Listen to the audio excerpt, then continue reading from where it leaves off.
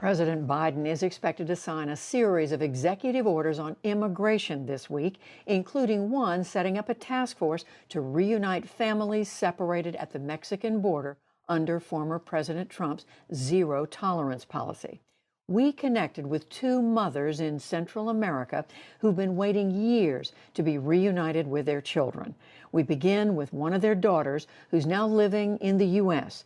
To protect her identity, we don't show her face. Amna Nawaz is back with that story. It's Saturday morning, and that means horseback riding lessons for Maria. Her life today is a world away from the life she left behind. In August of 2017, she and her mother fled violence in El Salvador after local gangs threatened to kill Maria, a name that we're using to protect her identity. Maria and her mother requested asylum at the U.S. border, but like thousands of other families at the time, were separated by U.S. officials under a Trump administration policy. Maria was 12. Her mother was deported, and Maria was left behind. She was sent to El Salvador and I stayed here. I didn't know anything about all of this at the time. More than 2,000 miles away, her mother Jenny remembers the last time she saw her daughter. The idea was to protect her, not make her suffer. I cried to the officer. I cried and told her I don't want to be separated from my daughter. I don't want to be separated. Jenny says U.S. officials told her if she signed a document dropping her asylum case, she and Maria would be reunited and deported together. And I showed the officer the paper I signed. I had it in my hand. It's all I had to show them because they said my daughter was going to come with me. And he said, we don't know anything about that. And I had to go home alone, and I left my daughter.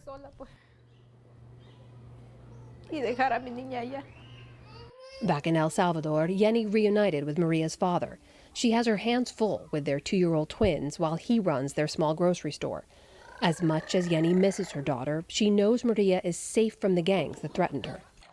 Meanwhile, after more than 7 months in federal custody and 2 difficult temporary homes, Maria now lives with a stable family in Wisconsin who are also hosting other migrants. Honey, I think of you all the time, just so you know. Danae Steele and Marika Van Rooyen are Maria's legal guardians in the U.S. In 9 short months, they've tried to help her build a new life with school, friends, and family activities. But the separation, they say, has traumatized her. I'll tell you one story. We went camping one night, so I went to look for her, and she was in my car, curled up in the back seat, just sobbing. And so I'll cry when I say this, but so I just sat there and held her. She kept saying, "My heart is broken, my heart is broken." We cannot replace her relationship with her family. We love her dearly, and I know she loves us. And it's still like if you have a beloved aunt or your grandmother, they still do not replace your parents. Maria's immigration case to decide if she can stay in the U.S. or not is pending. Phone calls and video chats like these are the only contact she has with her mother. Sometimes I tell her to please forgive me for taking that decision. I know, though, that I did it to protect her, not to hurt her more. But sometimes things don't turn out like you think they will. Experts have been raising concerns about the harm caused to nearly 5,000 children like Maria, separated from their families by the U.S. government in 2017 and 2018 after arriving at the U.S. border. Only under a court order did the separations end and the reunifications begin, propelled by advocates and activists fighting to reconnect families.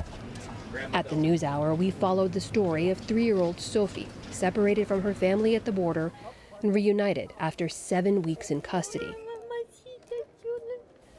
But months of chaotic separations, done with no central tracking nor plans to reunify, have left a long shadow.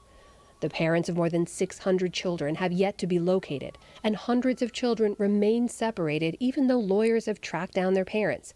Even for those reunited, experts say the trauma will be lifelong. In the 30-plus years that I've been doing this work, I've never seen such an inhumane policy implemented by an administration. Wendy Young is the president of KIND, an organization that advocates for unaccompanied migrant children. And what we saw with many of the kids was that they were angry with their parents, or they were confused, they shut down.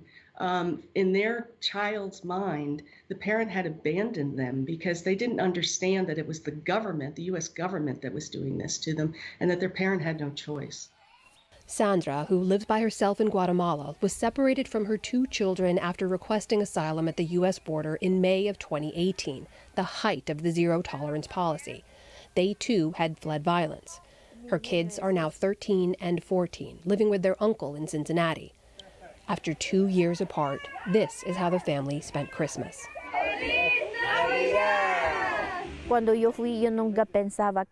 When I left for the United States, I never thought that they would separate us. When I got to the border, when immigration picked me up, they told me that they had to separate mothers. For me, it's difficult. It isn't easy for a mother or her children. It's very difficult. After being deported, Sandra first returned to her rural village in the Highlands. 6 months later, she tried again to enter the U.S. Why did I go back? Because I wanted to be with my children. I don't want to live here without my children. I went back and I had to pay someone again to take me. And once again, she was apprehended by U.S. immigration officials.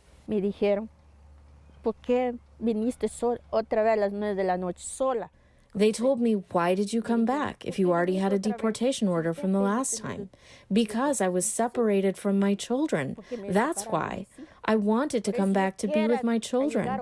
The judge gave me a 30-day sentence. I was in jail 30 days, and then they deported me again. She's at a loss of what to do and desperate to reunite with her children, who don't see any future for themselves in Guatemala. They tell me, Mama, come, you're alone there. We need you, Mama. Wendy Young says the Biden administration can and should act to reunite families quickly and help them to heal over time. We've done these families incredible harm, and we really owe it to them to do the best we can to provide them with that protection, with that status, bring them back together, and then also provide them with support services to recover from this trauma that they've experienced. You put in different values of X. Back in Wisconsin, Maria is focused on her studies and says she now wants to become a doctor. God willing, if I can stay here and finish my studies, I want to have a profession where I can help people.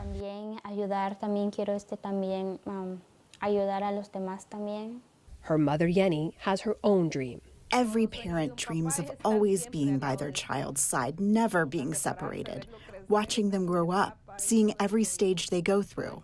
Do you and your mother talk about when you'll be able to see each other again?